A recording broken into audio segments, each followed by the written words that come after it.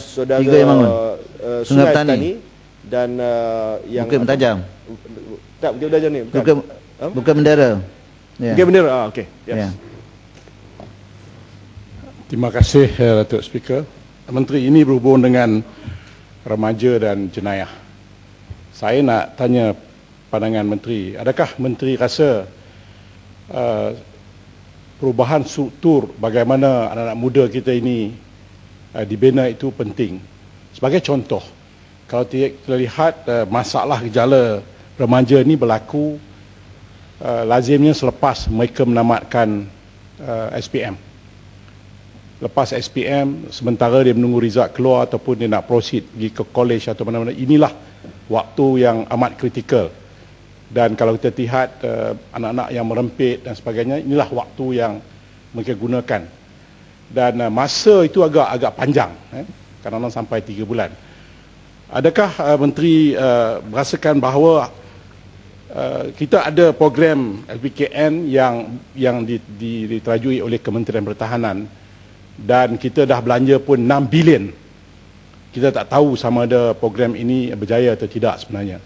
Jadi adakah kerajaan mempunyai strategi untuk akhirnya LPKN ini kita convertkan menjadi satu national service yang betul-betul seperti yang diadakan di Singapura, Korea, Jepun ataupun negara yang lain, untuk memastikan bahawa selepas hanya anak-anak kita ni tamat tingkatan 5 ataupun high school, terus masuk ke program ini untuk 2 tahun, dan mereka ini diberikan latihan ketenteraan, kemudian masuk nasional service. Akhirnya kita selesaikan banyak masalah, bukan saja masalah jenayah, tetapi juga menambahkan anggota tentera, polis atau tentera menjaga negara kita. By the time dia keluar daripada servis ini, dia dah umur 21, 22, masuk universiti. By the time dia graduate, dia dah 25 tahun umurnya. Jadi selesai masalah, bukan 25 bulan, 25 tahun selesai. Terima kasih. Bukit Bendera, lepas tu saya nak pergi kepada topik lain. Bukit Bendera. Terima kasih Bapak Menteri.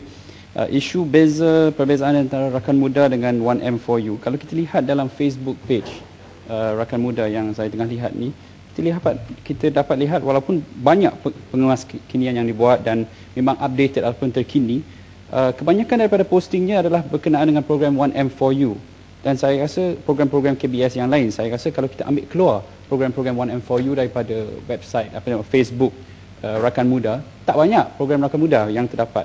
Jadi dan saya dipahamkan juga, dan saya memang tahu 1M4U mempunyai Facebook page tersendiri. Jadi kita tanya, adakah berlaku sekali lagi redundancy di mana rakan muda yang walaupun Wabi Menteri kata masih lagi aktif, tapi kalau kita lihat programnya tak banyak berbanding dengan 1M4U. Terima kasih. Yang Bapak Menteri, terima kasih.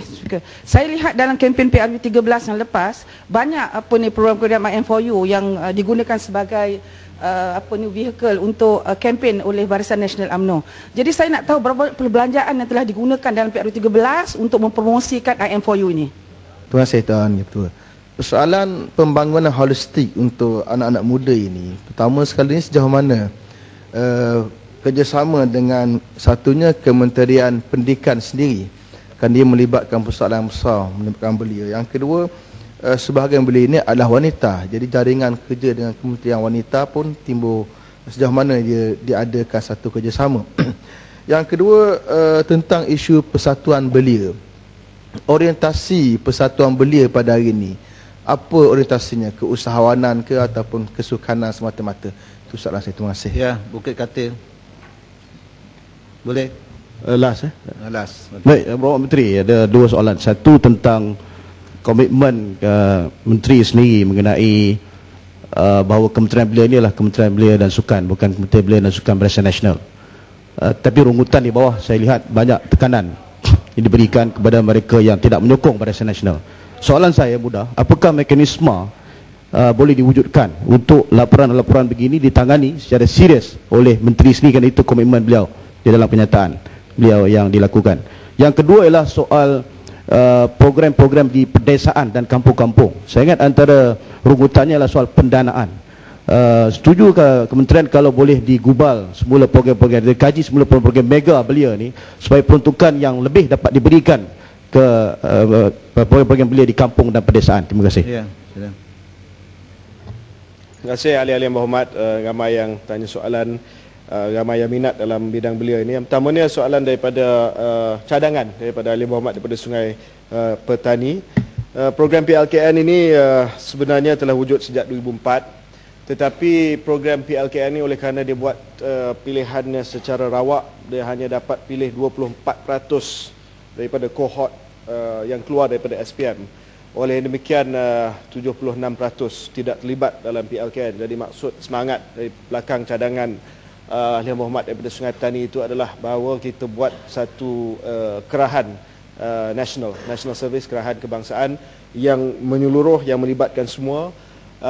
Ini adalah perkara yang perlu dibincang di peringkat kerajaan, walaupun cadangan secara peribadi, cadangan yang baik, tetapi akan melibatkan kos yang tinggi. Contohnya PLKN yang hanya melibatkan 24% daripada kohort sekarang, secara puratanya menelan perbelanjaan RM600 juta tiap-tiap tahun. Dari segi kos pengurusannya hampir sama dengan bajet keseluruhan Kementerian Belia dan Sukan.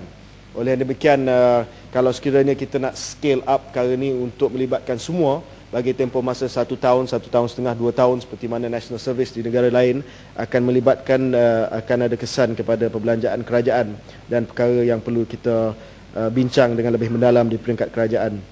Soal daripada Bukit Bendera dan juga daripada berkaitan yang dibangkitkan oleh Sekijang tadi, memang betul ada program yang dijalankan bersama Rakan Muda dan juga IM4U. Disebabkan Rakan Muda juga kita menggunakan dana daripada IM4U.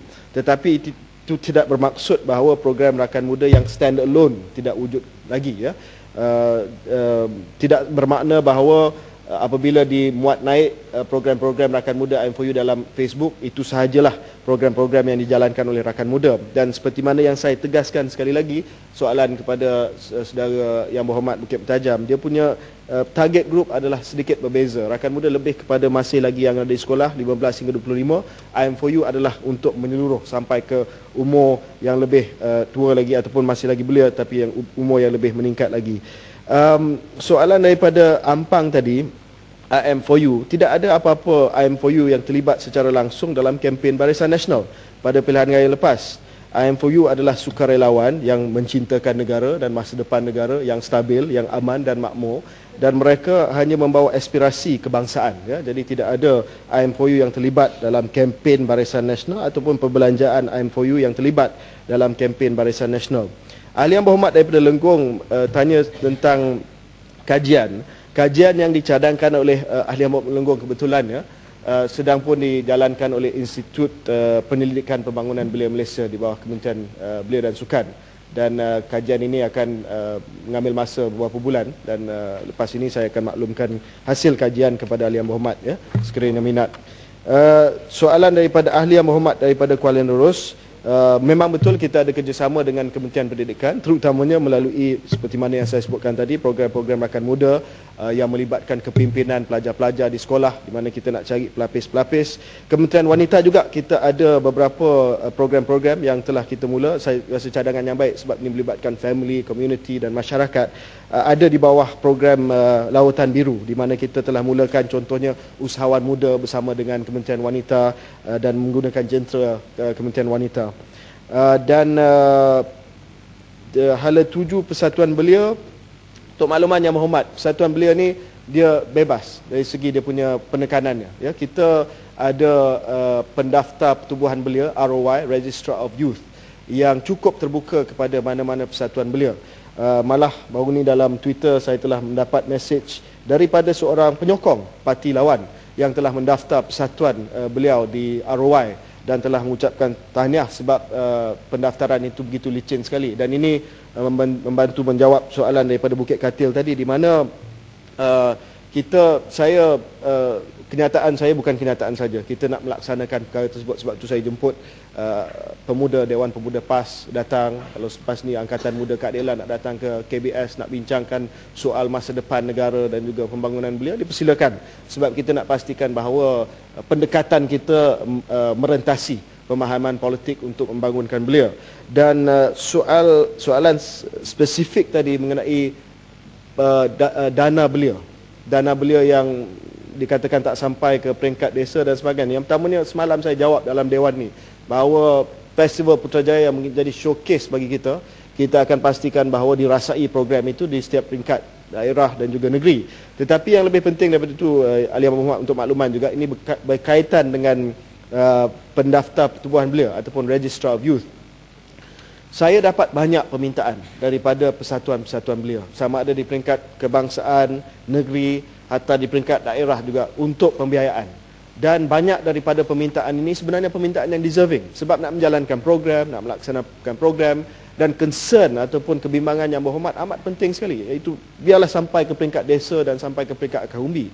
Tetapi kalau sekiranya kita nak bagi pukul rata kepada semua persatuan belia yang ada, saya rasa tidak ada kemampuan daripada pihak kerajaan. Kita boleh bagi kepada gabungan MBM, kita boleh bagi kepada national body, badan beruniform dan sebagainya. Tetapi kepada peringkat akar umbi itu, saya rasa amat-amat mustahil. Tetapi apa yang kita buat secara pembaharuan, ya, untuk makluman ahli yang berhormat, adalah saya telah minta supaya pendaftar pertubuhan belia ataupun Registrar of Youth, kita mempraktikkan satu sistem yang baru, iaitu sistem penarafan. Sistem penarafan ini akan membantu Kementerian Belia dan Sukan untuk kita menyalurkan pembiayaan dan juga bantuan kepada pertubuhan-pertubuhan yang betul-betul buat kerja. Sebab kalau kita nak bagi secara pukul rata, kita tidak ada benchmark, kita tidak ada penanda aras dari segi prestasi mereka.